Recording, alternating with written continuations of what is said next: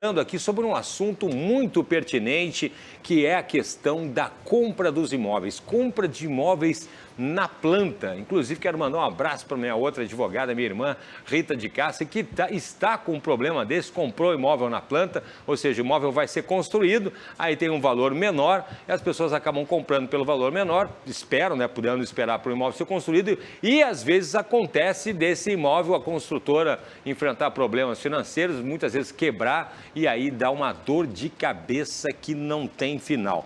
Então, muitas pessoas optam por contratar a compra de imóveis, como eu falei, antes de estarem construídos. Se chama comprar na planta. Quem nunca ouviu essa expressão, comprar o imóvel na planta? O consumidor procura uma construtora, contrata a compra do imóvel que ainda não existe, normalmente por um valor menor, como eu falei, do que aquilo que seria pago se o imóvel já estivesse pronto. Porém, é igualmente comum que as construtoras não observem o prazo contratado. Aí que tem uma dor de cabeça.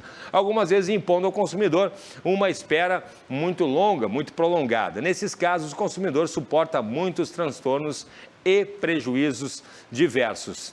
E eu começo então perguntando para o doutor Guilherme Colim como deve ser o contrato entre a construtora e o comprador do imóvel, se ele pode prever uma mera estimativa, quem sabe, de data de entrega. Seja muito bem-vindo novamente, muito boa tarde, doutor Guilherme. Olá, Cláudio, tudo bom? Tudo bem. Bom, como deve ser o contrato de compra e venda de imóvel na planta? No ano de 2019, o STJ fixou algumas teses que têm efeito vinculante, né? E aí, dentre elas, ele diz que o contrato deve prever data fixa. É reconhecido como legal, como legítima, aquele prazo que algumas construtoras utilizam como prazo de tolerância, uma margem de erro. Mas deve ter uma data fixa. Não deve ser entre tal e tal data, no ano de tal. Hoje em dia não é tão comum, mas no passado... Hoje em dia não é tão comum, mas ainda acontece.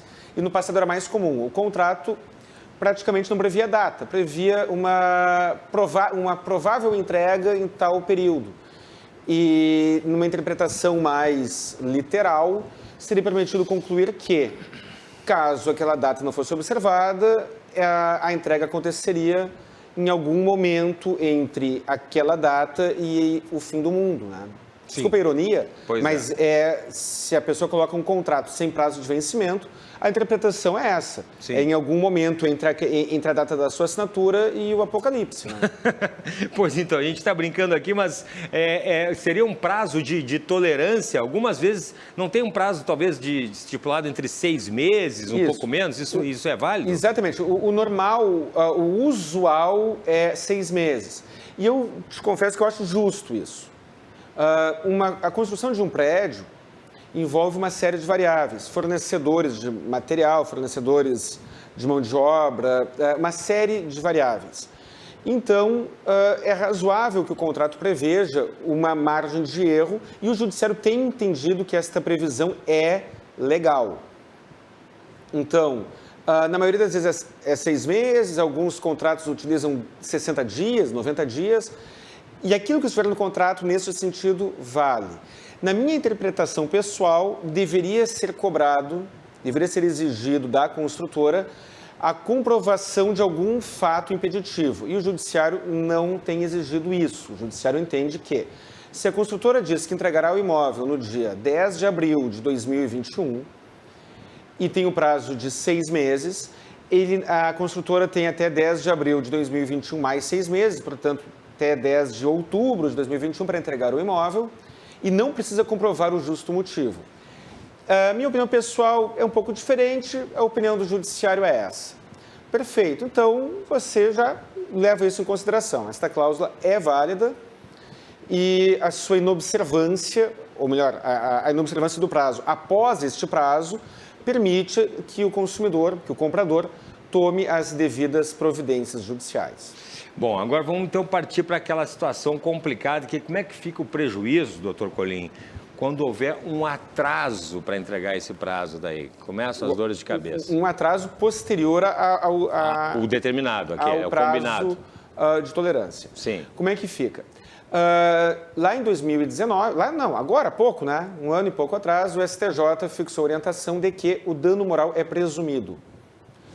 Isso significa que o dano moral presumido é aquele que não precisa ser comprovado. Eu gosto muito de várias ciências. Eu sou um curioso nato. Psicologia, principalmente. Psicologia, economia, qualquer assunto. Né? Quando tem alguém falando de algum assunto, eu me interesso, não interessa qual seja. Psicologicamente, existe a frustração. A frustração do recebimento daquele bem, daquela mudança de vida, daquele fato em si, e isso tem relevância. O judiciário, cada vez mais, leva em consideração a dor psicológica como fonte de direito, como fonte de dano. E cada vez mais ele considera a frustração imotivada, injustificada, como causa de sofrimento psíquico. É óbvio que quando a pessoa comprovar uma circunstância maior, vamos imaginar, uma ação que eu peguei há alguns anos atrás. Sim. Um casal de noivos tinha casamento marcado. E eles, por razões pessoais, religiosas, sociais, diversas, eles tinham se organizado para se casar após o apartamento estar pronto. Compraram um imóvel na planta, marcaram o casamento para 2, 3 meses depois, 4, 5 meses depois, já considerando aquela data, aquele período de tolerância, e não queriam se casar, cada um morando na casa dos seus pais. Eles não queriam se casar com o marido na casa dos pais dele e a esposa na casa dela. E também não queriam pagar um aluguel. Isso é um fato concreto que gera um dano moral adicional. Isso agrava, isso inflaciona a indenização. Ou então aquela pessoa que está morando apertada, está morando na casa da sogra, está morando, nasceu um filho, nasceu 2 filhos, estão morando apertados, estão aguardando uma solução, um imóvel ficar pronto. E aí fica mais um ano morando mal. Isto é um agravante. Mas a mera frustração, a mera angústia, claro, a mera expectativa que não se concretizou, gera um dano psicológico. É óbvio que se a pessoa tiver procurado um psicólogo e tiver um laudo psicológico comprovando que esteve em depressão por conta disso, teve um gatilho mental acionado, né, de depressão, de estresse, do que for, é óbvio que isso facilita o trabalho do advogado. Mas o dano moral presumido já reconhece, então, o direito, já reconhece o direito àquela reparação, talvez num montante menor do que se comprovado. Existe o dano material. Então, a pessoa que teve um imóvel, a entrega de um imóvel não atendido, não cumprido, poderá ter também um dano material e este deve ser comprovado. Qual será o dano material? Depende de caso a caso. Seguiu pagando aluguel. A pessoa está pagando um aluguel, depende da entrega daquele apartamento para se mudar. Vendeu um imóvel e tem um prazo para entregar o imóvel e uma multa, por exemplo. Isso acontece.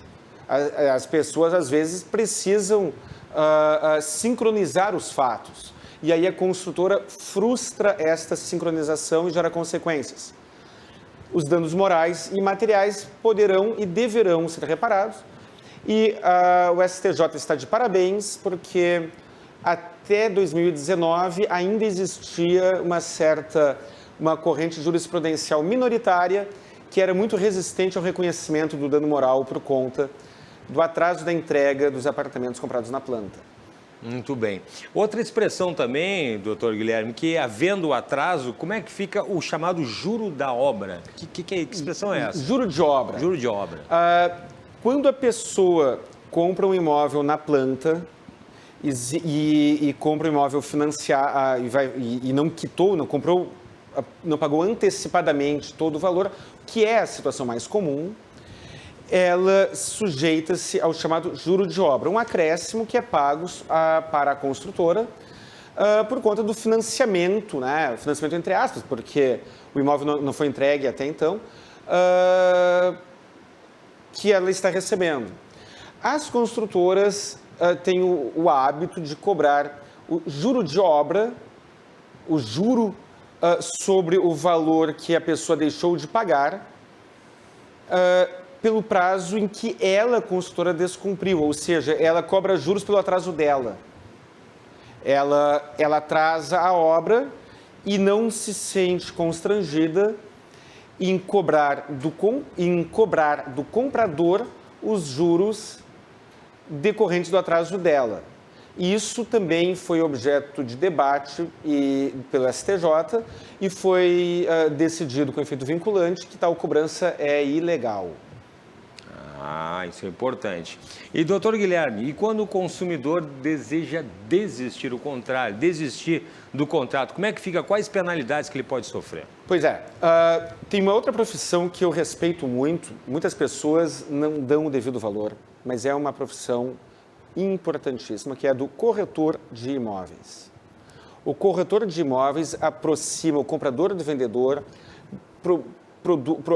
executa um trabalho importantíssimo no saneamento de documentos e a corretagem de tabela é 6%, varia de estado para estado. Aqui no litoral do Rio Grande do Sul é 8%, se eu não estou enganado, mas o padrão do Rio Grande do Sul é 6%, pela intermediação. E a regra geral é que este pagamento é efetuado pelo vendedor. E ele é pago sobre o valor total do contrato. Então, tu vais lá e tu assume um contrato de R$500 mil. 6% de R$500 mil é R$30 mil. Este valor não vai... E um detalhe, ainda falando sobre o corretor. Normalmente, esta corretagem é dividida. Existe o corretor que efetua a venda, existe o agenciador, existe a imobiliária.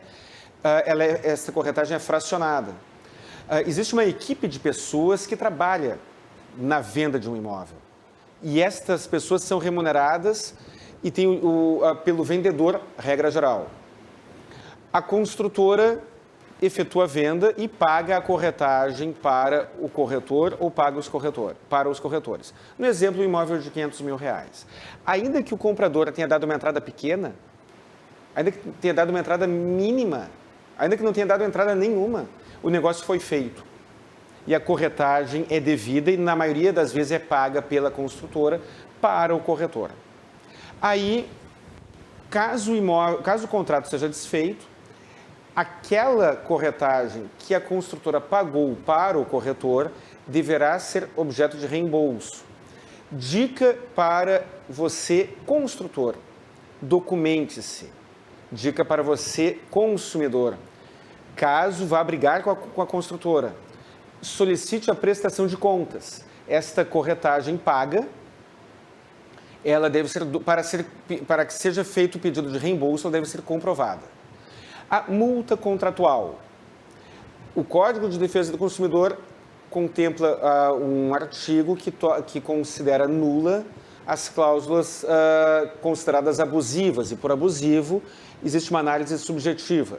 Eu pesquisei na jurisprudência do nosso Tribunal de Justiça aqui do Rio Grande do Sul e existem várias decisões reconhecendo como não abusivo, ou seja, reconhecendo como válida a multa de 25% sobre o valor pago.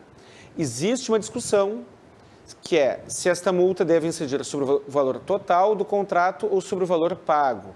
A maior parte das decisões é sensível ao excesso.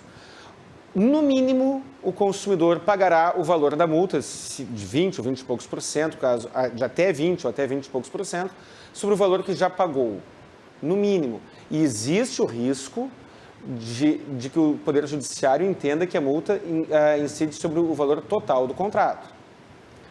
Existe a situação da desistência efetuada pelo consumidor antes da entrega das chaves e depois. Caso a desistência aconteça após a entrega das chaves, o Judiciário tem entendido como válido a cobrança também. Tudo isso são cumulados, são cobranças cumulativas. de um aluguel pela posse do imóvel, ainda que a posse não tenha sido exercida efetivamente. Então, eu compro um imóvel na planta, recebo as chaves e faço um financiamento direto com a construtora. Perfeito. Aí eu fico pagando, ou pode ser um loteamento, pode ser um terreno vazio. Sim, sim. Pode ser um terreno vazio. Eu compro um imóvel num loteamento na praia, por exemplo, que é muito comum. Muito comum. Aí a construtora me vende com financiamento direto. Eu assumo a posse. Não usei porque eu não quis, mas a posse eu tinha, ele estava à minha disposição. E aí passam-se 1, 2, 3 anos e eu não consigo mais pagar, desisto do negócio, não importa, e peço o desfazimento do contrato, a rescisão do contrato. Rescisão não é o termo técnico mais correto, mas dá para entender. Eu corro o risco de pagar, além da multa, além da corretagem, um aluguel a ser arbitrado judicialmente, caso não tenha previsão no contrato, pelo tempo de exercício de posse. Muitas vezes, o valor que sobra para o consumidor é muito pequeno, dependendo das circunstâncias, o consumidor devolve o imóvel e ainda fica devendo. Dica: faça uma análise jurídica e também financeira. É por isso, Cláudio, que eu defendo muito que a educação financeira deveria ser dada nas escolas. É verdade. Já aconteceu de chegarem clientes no meu escritório dizendo: não consigo mais pagar, quero te contratar para a rescisão do contrato. Nós fazemos os cálculos e a resposta é: a situação é pior do que tu imagina. Eu digo para o meu cliente: dica, tenta negociar o contrato, tente negociar o contrato, tente vender o contrato para alguém. Em algumas situações, é claro, em algumas situações específicas. Sim. Porque tu vais pagar multa, e o judiciário entende que ela é legal, a corretagem e talvez um aluguel. Sim, dependendo, se for um contrato de 500 mil reais, como a gente falou ali no imóvel ali, e 30 mil reais, dependendo se não deu entrada, não deu nada, vai ter ali para começar uma dívida de 30 mil reais que a consultora pagou. É verdade, exatamente. Exatamente isso. E aí? Exatamente isso. Portanto, se a pessoa pagou pouco, por exemplo, ou até que tenha pago bastante, dependendo do valor do imóvel, talvez valha a pena pensar em obter uma solução extrajudicial. Um detalhe: se você for vender o contrato, ceder o contrato, é comum que os contratos contenham uma cláusula de anuência, uma taxa de anuência. Eu, pessoalmente, acho isso injusto. A minha interpretação é que esta cobrança da taxa de anuência, que às vezes é 1% do valor total do contrato, na minha opinião, esta taxa não deveria ser cobrada. A opinião do judiciário não é essa. Então, você comprou aquele apartamento de 500 mil reais, não conseguiu pagar e vai vender o contrato, porque é mais barato vender para alguém do que brigar com a construtora. Perfeito. Se nesse contrato contiver uma cláusula em que a construtora receberá uma taxa de, sei lá, quanto por cento, para anuir na transferência, esta cobrança é válida. E o comprador deverá ter o seu crédito aprovado pela construtora. Então, quando a construtora vende a prazo, ela confiou em alguém, confiou no comprador.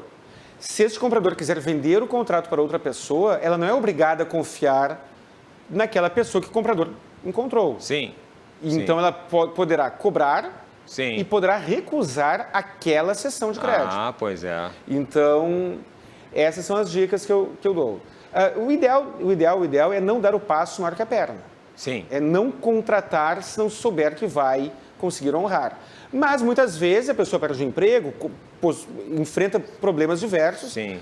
E pode ter, diante deste imprevisto, poderá precisar rescindir o contrato.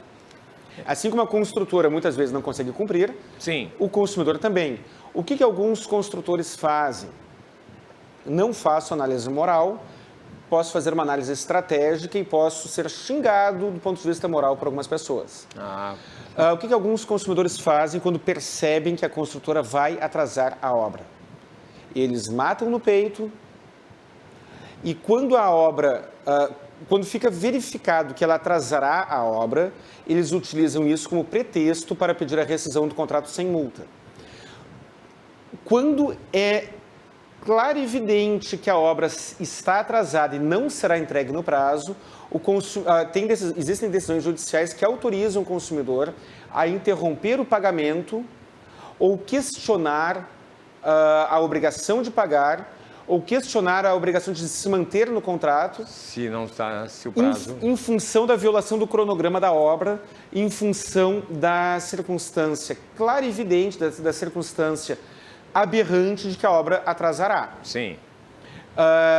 Como disse, não estou recomendando que se use de pretextos. Estou dizendo que algumas pessoas fazem isso. Que algumas pessoas fazem isso diante da circunstância. Então, das circunstâncias. Comi um S aqui, Sim. desculpa. Dica, cabeça fria, não tomar decisões precipitadas, analisar com calma o que fazer quando você detecta que não conseguirá honrar o contrato. Ou quando detectar que a outra parte não está ou não estará honrando a sua parte também. Mais um assunto de extrema pertinência. Ainda mais em época de pandemia. Pois Quantas pessoas perderam emprego? Quantas pessoas tiveram retração de renda? Quantas pessoas não perderam o emprego, mas trabalham como autônomo ou como empresários e tiveram uma retração de renda severa? Sim. Então, esse assunto é muito importante, sim. Não, e eu já vi também, por exemplo, a pessoa comprar um imóvel de uma outra, imóvel pronto já, dá uma entrada de 30 mil reais, por exemplo, hipoteticamente aqui, e a pessoa que vendeu desistir daquilo ali. E aí não querer devolver o dinheiro da entrada de novo. Também acontece, é passível de ação judicial também. Sim, isso acontece. Cara, a gente está falando de negócios com construtores, em relações amparadas pelo Código de Defesa do Consumidor. Sim. Mas negócio entre particulares também acontece isso. Acontece isso, claro. Né? Só que é claro que aí as regras são um pouco diferentes, porque não tem o Código de Defesa do Consumidor produzindo efeitos ali, né? Perfeito. Doutor Guilherme Colim. Dúvidas, doutor Guilherme? Como é que faz aí para contratar o senhor? Estou à disposição pelos telefones 51 32 28 12 19 e 51 99985 7991, que é o WhatsApp também. Redes sociais, CRJ Advogados no Instagram e no Facebook. E tem o meu canal do YouTube, que é o canal Saiba Direito. Esta entrevista estará sendo carregada lá na próxima semana. E a da semana passada já está disponível? A da semana passada já estará disponível amanhã aqui. Perfeito. Doutor Guilherme Colim, muito obrigado pela participação, um bom trabalho, um grande abraço. E eu que agradeço, Cláudio, um grande abraço. Valeu, então.